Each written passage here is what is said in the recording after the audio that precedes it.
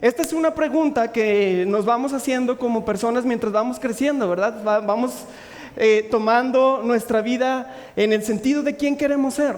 Y vamos escuchando esta pregunta, y para que sepas, yo quería ser futbolista. No conseguí mi foto, pero mañana o cuando la subamos en línea, te lo prometo que iba a estar. Tengo una donde estoy con mi pastel es una cancha de fútbol grande así. Tengo el uniforme del Pumas, no sé por qué, yo no le iba a los Pumas, nunca le he ido a los Pumas.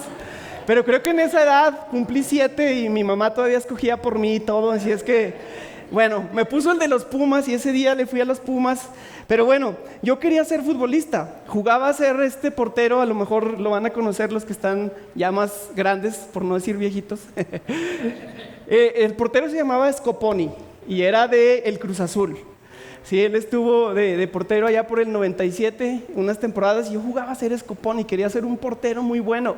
Mi papá jugaba conmigo ahí en la casa y jugaba a tirarme tiros y yo me aventaba como Scoponi y decía que era Scoponi. Siempre se me quedó grabado ese nombre, ni me acuerdo cómo es él físicamente porque estaba muy chiquito yo, pero me acuerdo que yo decía que era ese portero. Y la pregunta de quién quieres ser se ha convertido en algo diferente. Ahora que la vida ha avanzado, que el mundo ha avanzado en diferentes sentidos, en muchas cosas, lo interesante es eso, que ya no se pregunta qué quieres ser o quién eres, más bien preguntamos, ¿tú qué haces? Cuando conoces a alguien, preguntas a qué te dedicas, ¿qué haces? ¿Sí? ¿Tú qué haces? No, pues yo tengo mi negocio, o yo estoy haciendo 2 carreras, o estoy haciendo tal o cual cosa. Se ha vuelto más en ese sentido la vida, ¿no? De preguntarnos qué hacemos en lugar de quiénes somos. Y la realidad es que el mundo, la sociedad, se ha obsesionado con esa pregunta, ¿con qué haces? La sociedad se pregunta, ¿qué haces? Y cuando conoces tú a alguien, eso es lo que preguntas, ¿verdad? Como te decía ahorita, llegas preguntando, ¿y tú qué haces? ¿A qué te dedicas? ¿Qué es lo que tú haces?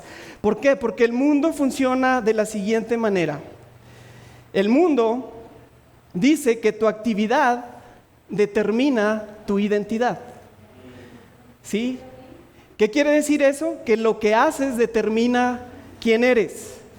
Ahorita el mundo está de esa manera, así funciona. Dependiendo de cuánto hagas o de qué hagas, el mundo te da una identidad, te da un valor como persona. ¿Sí? Si eres alguien que tiene negocios o que estudia 2 carreras o que hace diferentes actividades de deporte o de muchas cosas en tu vida, el mundo te juzga y te da una identidad de acuerdo a eso. Lo que haces determina quién eres en este mundo.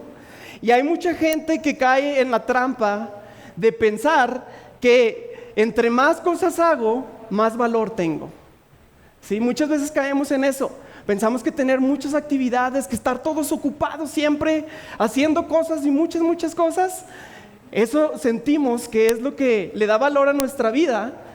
Y en realidad estamos queriendo impresionar a gente que ni conocemos, a gente que ni siquiera se preocupa por nosotros. Solamente queremos que la gente nos dé un valor, que nos dé una identidad. Entonces el mundo dice eso: tu actividad, lo que haces, determina tu identidad, determina quién tú eres. Pero hay 2 problemas con esta ecuación. En esta ecuación hay 2 problemas. El primero es que Dios no está en ese lugar. Dios no está en esa ecuación donde lo que haces determina quién tú eres, donde tu actividad llena o determina tu identidad. ¿Por qué Dios no está ahí? Porque en esta ecuación todo depende de ti y de mí. Todo depende de lo que yo pueda lograr, de lo que yo pueda hacer para que los demás vean y me den una identidad, un valor como persona. En esa ecuación todo depende de ti. Todo lo que hagas o lo que logres va a ser lo que te va a dar una identidad. Y si no necesitas a Dios porque tú mismo estás haciendo eso, entonces Dios no va a estar ahí. ¿Sí? Dios no puede estar en esa ecuación. Eso es el primer problema con la forma en que el mundo ve la identidad. La segunda cosa, el segundo problema que encontramos es que no importa cuánto hagas en la vida, cuántas cosas hagas, cuánto quieras tener, cuánto quieras hacer, para la sociedad nunca va a ser suficiente. Siempre va a haber gente que ya lograste ciertas cosas, pero para ellos no eres suficiente. Para ellos necesitas hacer más. Necesitas generar más, necesitas hacer más negocios, necesitas hacer más carreras, necesitas estudiar más, necesitas hacer muchas más cosas. Y ahora, no estoy peleado con hacer cosas, ¿ok? No estoy diciendo que seamos gente que no hace nada, pues, porque nos dijeron que nuestra actividad no determina nuestra identidad. No estamos peleados con que hagamos cosas, tenemos que hacer cosas en la vida también. Sí, ejercicio, estudiar, trabajar. El problema está cuando tú y yo creemos que eso es lo que nos da la identidad. Ese es el problema real. No es el problema lo que quieras hacer, más bien es lo que crees que estás logrando con hacer más. Ese es el problema. Entonces Dios no está en esa ecuación y nunca vas a hacer suficientes cosas para ser suficiente para los demás. Esa es la segunda cosa. El mundo está obsesionado con lo que haces. El mundo está obsesionado con lo que haces. Nos impresionamos con gente que hace demasiado o que no tiene ningún espacio en su agenda. A veces creemos que esa gente es la que vale más. Sí, a veces esa gente cree que uno que hace eso puede valer más, pero al mundo se obsesiona con lo que haces. Y a Dios le importa más quién eres tú. A Dios le importa más quién tú eres antes de importarle lo que haces. ¿Sí? Por eso es que la ecuación de Dios es la siguiente. La ecuación de Dios es la siguiente. Él te da una identidad y después viene la actividad. Él te dice quién tú eres y después tú haces lo que Dios te llamó a hacer. Eso es real, esa es la ecuación de Dios. El primero te dice, hey, tú eres mi hijo, mi hija amado. Tú eres, ¿qué hemos aprendido esta semana? Tú eres una obra maestra. Tú eres un embajador de Cristo. Él te empieza a afirmar primero con tu identidad y después, como tú ya sabes quién eres en Cristo, entonces empiezas a hacer las cosas que Él te ha llamado a hacer. ¿Sí? Desde el momento en que tú y yo recibimos a Jesús en nuestro corazón, desde ese momento tú y yo somos hijos de Dios. Desde ese momento empezamos a tener la identidad que Dios nos da. Y desde ahí empezamos pues a ser transformados en nuestras vidas. Tú eres pues la obra maestra de Dios y eres un embajador de Dios. Hemos aprendido eso en las últimas 2 semanas, ¿sí? Y esta semana es el título que le puse a este mensaje es cuando lo que haces no es suficientemente bueno. Cuando lo que haces se siente corto, se siente que no da para lo que Dios espera de ti y de mí. Y quiero que vayamos a Mateo 5. Bueno, antes de ir al versículo, quiero explicarte un poco. Aquí en Mateo 5, Jesús lleva a sus discípulos y a otra gente, es el Sermón del Monte. Así se llama el título de ese capítulo. Los lleva Jesús ahí a los discípulos y Él les empieza a decir quiénes son ellos. Les empieza a afirmar en su identidad. Les empieza a decir quiénes son ellos. Y si te has dado cuenta en la Biblia, cuando Dios lleva a alguien a una montaña para hablarle, es porque algo importante quiere decirles. ¿Sí? Tú ve en la Biblia, casi la mayoría del tiempo que Dios quería decirle algo a alguien, algo importante, los llevaba a una montaña. Y estaba Jesús ahí, con sus discípulos enfrente. Y dice Mateo 5:13 lo siguiente. Jesús los empieza a afirmar. Y les dice, ustedes son la sal de la tierra. Pero si la sal pierde su sabor, ¿cómo lo recobrará? Ya no sirve para nada, sino para que la gente la deseche y la pisotee. Entonces Jesús les empieza diciendo esta metáfora, diciéndoles, ustedes son la sal de la tierra. Y ahora, para que entiendas un poco, la sal en ese tiempo era muy valiosa. De hecho, se usaba como medio de intercambio, como pago. Si queremos verlo, se pagaba con costalitos de sal. En aquel tiempo. Eso lo iniciaron en aquel tiempo y los romanos lo utilizaban mucho. Y de hecho, cuando tú cobras, ¿cómo se le dice? Cuando te pagan, salario. Es el salario, viene de esa palabra, sal. ¿sí? Porque se pagaba con costalitos de sal y de ahí se vino para acá, para nuestros tiempos, ese lenguaje. Entonces la sal era muy valiosa en aquel tiempo, era muy útil también. Desinfectaba heridas. Cuando había heridos, lo primero que le echaban era sal. No había todavía a lo mejor el alcohol que tenemos ahora, no había los cuidados que tenemos ahora, y sin duda no había refris tampoco. Entonces la sal, ¿qué era? Un conservante de alimentos también. Era muy útil la sal. Entonces Jesús les empieza a decir a sus discípulos: ustedes son la sal de la tierra. Y ¿te has preguntado alguna vez? Yo apenas me lo empecé a preguntar, pero es real. ¿Por qué Jesús hablaba con metáforas? ¿Por qué Él no hablaba directamente en estos versículos? No les decía directamente lo que tenían que hacer a los discípulos. ¿Por qué no les daba nada más la dirección, lo que tenían que hacer y listo? ¿Por qué no lo hacía así? Y mira, yo tengo experiencia cuando alguien me dice algo que parece una metáfora y tengo que descifrarlo, y esa es mi esposa. A veces hay cumpleaños o vienen las navidades y eso, y tengo que regalarle algo, quiero regalarle algo, y le pregunto: ¿qué quieres, mi amor, de regalo? Nada. ¿Y adivina qué hizo Samuel en sus primeros años? Pues a mí me dijeron nada. Qué fácil, ¿no? Nada.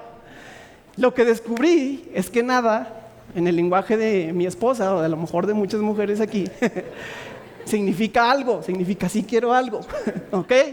Para los que no están casados, ahí está un tip. Nada sí significa que quieren algo, ¿ok? Entonces, yo ya sé que cuando me dice nada, yo tengo que estrechar mi relación con ella, acercarme más a ella, conocerla un poco más, saber por qué es lo que le gusta, para regalarle lo que le gusta, ¿verdad? Por cierto, si le quieres regalar un día algo a mi esposa, regálale una vela que huela rico. Eso le gusta demasiado, pero no cualquier olor. Tienes que preguntarme primero porque es especial. Con los olores es especial, ¿ok? Entonces, a ella le gustan las velas de olor, y yo tuve que conocer esa parte de ella. Ella no me dijo: ay, a mí me gustan estas cosas y regálame esto. No, yo tuve que conocerla, acercarme a ella, tener mi relación todavía más cercana a ella y conocerla a tal grado que yo sepa eso que le gusta. También cuando vamos a viajar, a ella le gusta buscar restaurantes del lugar donde vamos a visitar. A veces hemos ido a Guadalajara, y ahí en Guadalajara ella desde aquí hace la tarea, ella busca los restaurantes que hay que visitar porque hay que comer rico. Yo la verdad soy taquero, yo si hay un taco ahí en la pasada, yo ahí me paro, pero ella no, ella le gusta conocer. Y ya sé yo que cuando vayamos a un viaje hay que llevarla, ¿sí? ¿Pero por qué? Porque la conozco, porque he indagado en su vida, porque yo sé quién es ella y mi relación con ella está íntima. Y Jesús quería lo mismo para los discípulos. Decirles: ustedes son la sal de la tierra. Y a lo mejor los discípulos estaban medio confundidos como ¿y qué significa eso? Pero Jesús lo que quiere es: hey, busca en la palabra de Dios, hey, indaga más en tu relación con el Padre, métete más a orar, que Él te muestre qué es lo que significa lo que estoy diciéndote en esta metáfora, que tú puedas conocer más a Dios, que tu relación siga creciendo con Él, así como mi relación con mi esposa tiene que estar muy cercana para yo saber qué es lo que ella quiere, igual es con Dios. Tenemos que acercarnos a Dios en su palabra, tenemos que acercarnos a Dios en oración, buscarlo para que Él nos muestre qué es lo que Él quiere. Y Jesús estaba ahí, diciéndoles que ellos eran la sal de la tierra. Y en Mateo 5:14 continúa Jesús, es el mismo capítulo, y el versículo 14 dice: ustedes son la luz del mundo. Una ciudad en lo alto de una montaña no puede esconderse. Jesús les dice: ustedes son la luz del mundo. Luis compartió acerca de eso hoy en la oración, y me dio mucho gusto porque dije: ay Dios, ¿cómo conectas tú todo? No nos pusimos de acuerdo, pero es lo que Dios quería hablar también hoy en la mañana en la oración. Y Jesús empieza diciéndoles esto también, les continúa diciendo, que ustedes son la luz del mundo, y una ciudad en lo alto de una montaña no puede esconderse. Dios el Padre, más bien, en Génesis 3, Él dijo que se haga la luz. ¿sí? ¿Por qué? Porque el mundo estaba lleno de oscuridad y el Padre dijo que se haga la luz y entonces vino la luz a iluminar el mundo. Y así como la luz ilumina el mundo, tú y yo somos llamados a ser la luz del mundo. Cuando pienso en gente que ha sido la luz del mundo, pienso en la hermana Elisa y Marco. ¿Alguien los conoce? A la hermana Elisa y Marco, muchos aquí. Ella viene aquí a la iglesia, ¿sí? Regularmente sirve los domingos atendiendo a los niños, ¿sí? Y está aquí. Pero a ver si está por ahí la imagen. La hermana Elisa y el hermano Marco, ellos vieron que el mundo necesitaba. Ellos son gente como tú y como yo, que tienen sus trabajos, tienen sus responsabilidades, tienen sus vidas, sus hijos, su familia. Pero ellos vieron que había niños en la sierra que necesitaban de un orfanato, ¿sí? Que necesitaban ser atendidos de enfermedades graves que en aquellos años no se podían todavía atender con mucha atención, ¿sí? Había niños en la sierra que fallecían por las enfermedades del sarampión y otras enfermedades graves.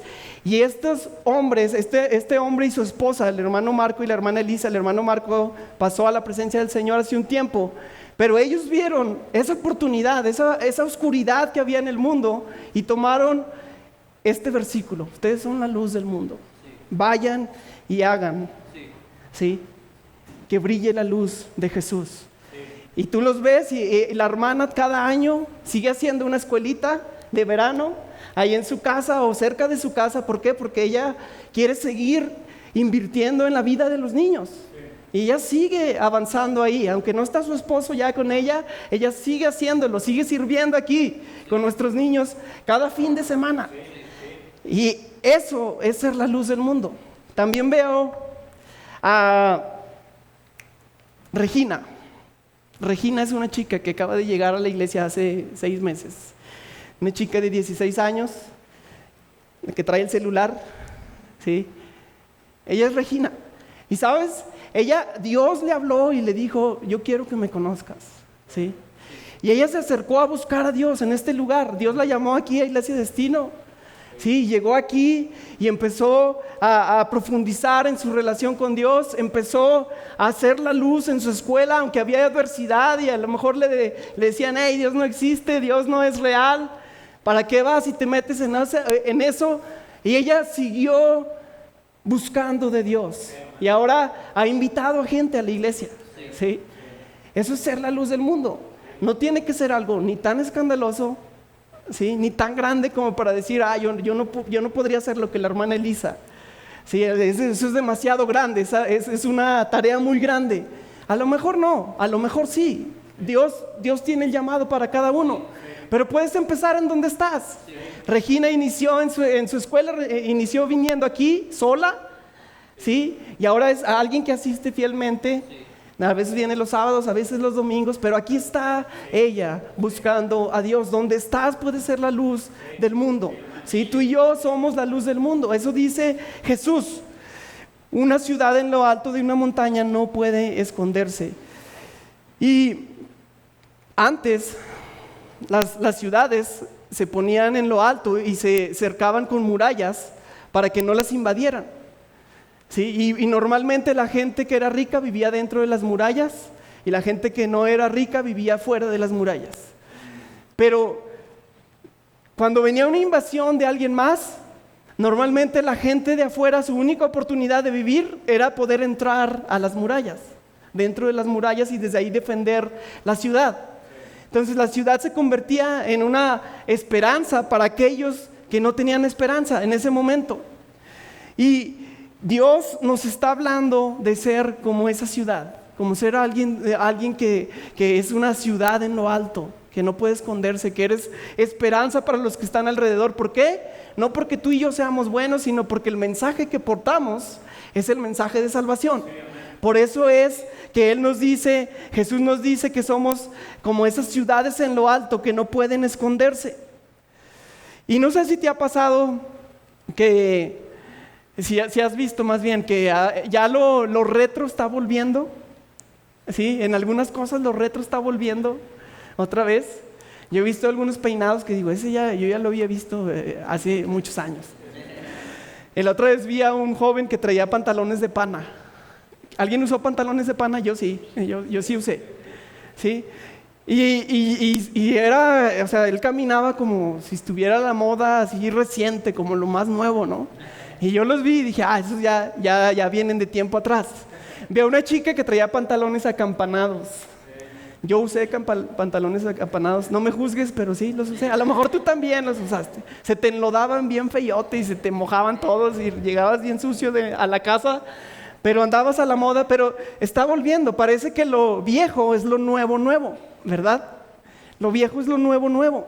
Y a lo mejor la gente que estaba con Jesús en ese momento, ellos estaban pensando, Jesús se inventó esto muy bonito, que somos la luz del mundo, que somos la sal de la tierra, que somos como una ciudad en lo alto, que no puede esconderse.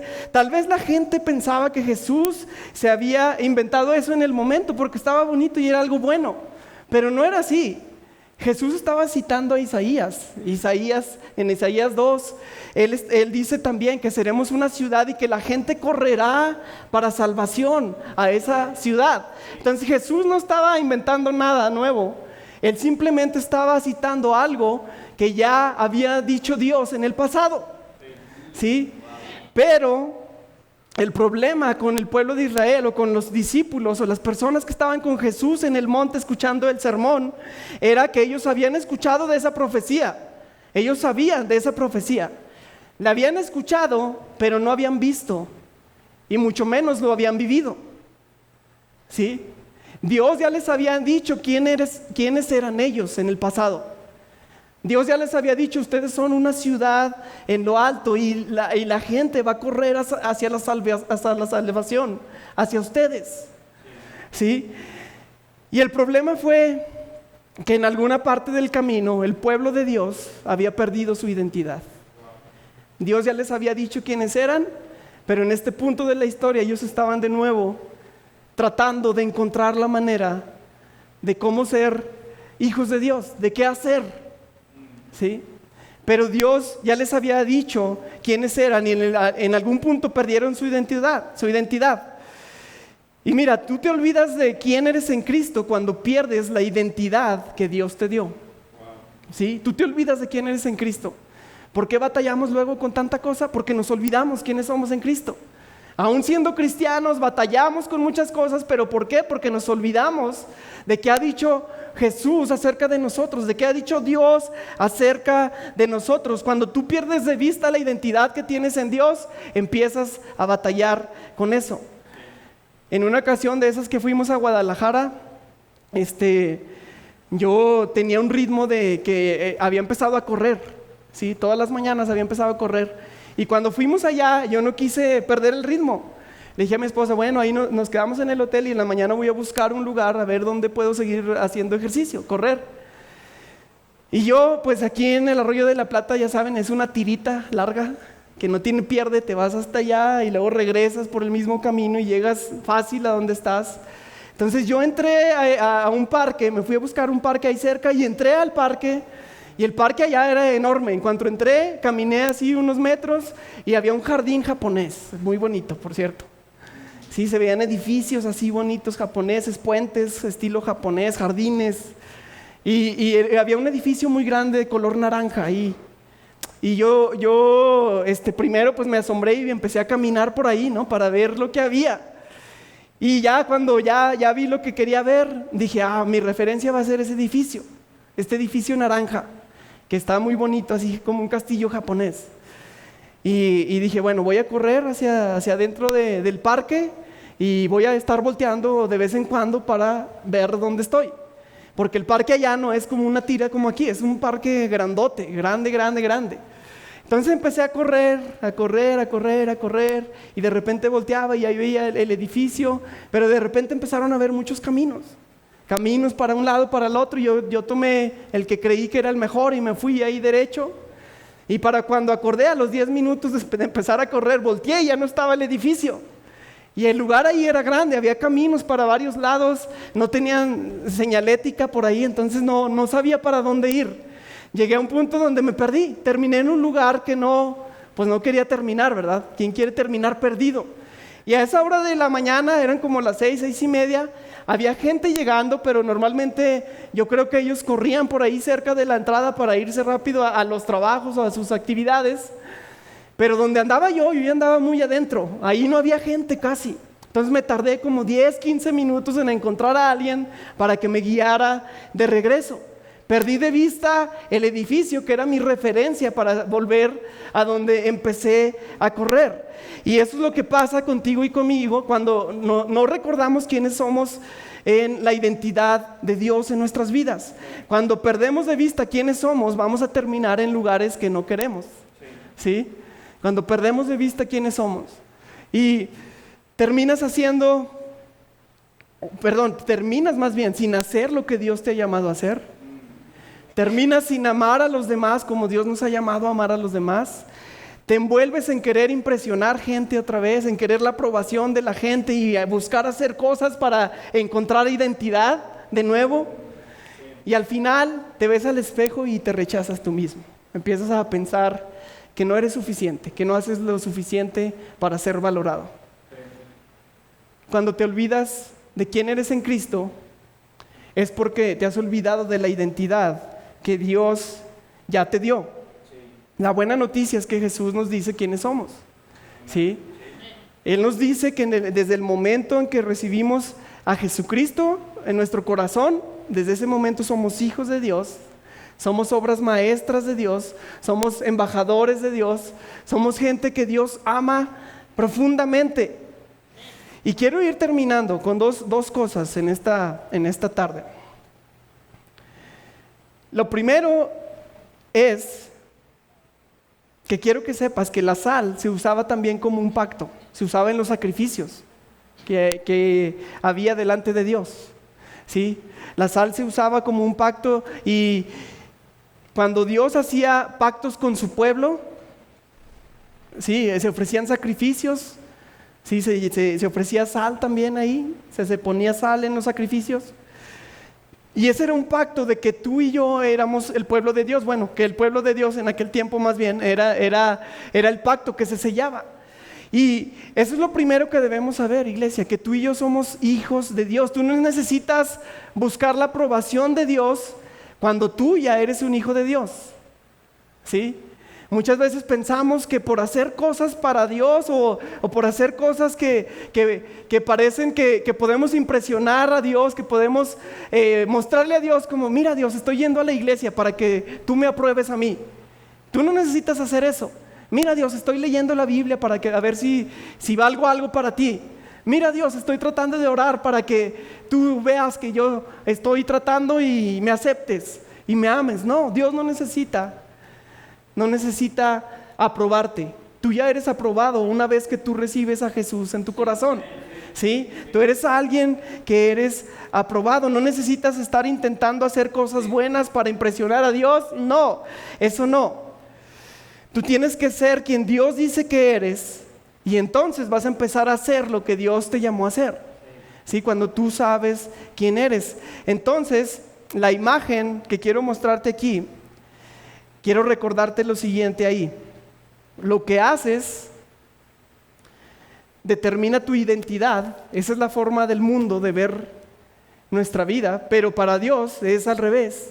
Él primero te da una identidad y después empiezas a hacer desde ahí lo que Dios te ha llamado a hacer. No tenemos que ganar la aprobación de Dios, sino tenemos que vivir en la aprobación de Dios. Vive en la aprobación de Dios. ¿Sí? Él ya te limpió de tus pecados, Él ya borró tu pasado, Él no se acuerda del pasado. Una vez que tú recibes a Jesús, Él no se acuerda de nada del pasado. Él dice, tú eres mi hijo, tú eres mi hija, desde hoy en adelante, y lo que haya pasado atrás, no importa, desde hoy empieza una nueva vida en Cristo. Esa es tu identidad. ¿Sí? Esa es tu identidad. Mateo 5, 14 al 16, de nuevo. Dice Jesús, ustedes son la luz del mundo.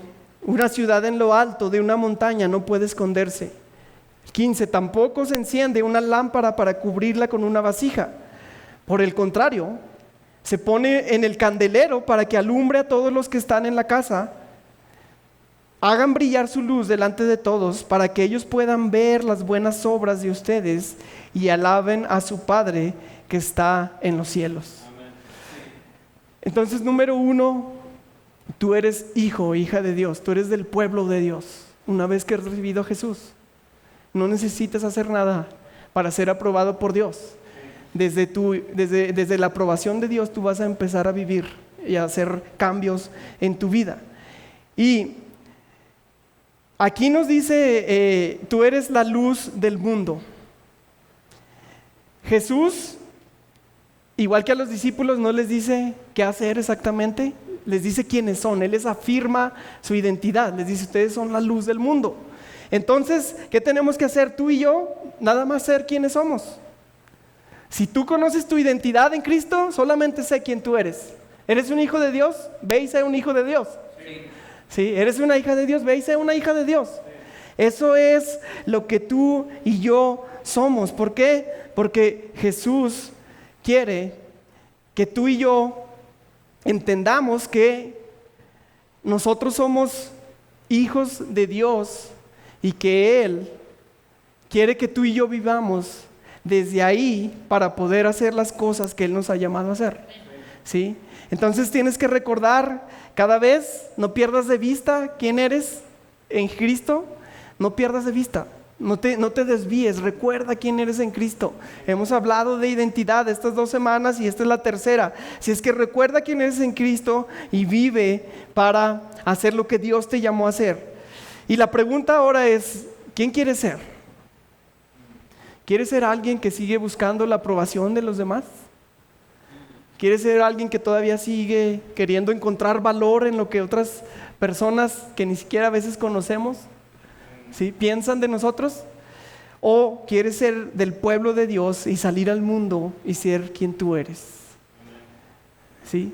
Eres un hijo, eres una hija de Dios. Y a lo mejor estás aquí por primera vez, eres nuevo, eres nueva, y todo empieza recibiendo a Jesús. ¿Sí? Tú también puedes ser parte de los hijos de Dios.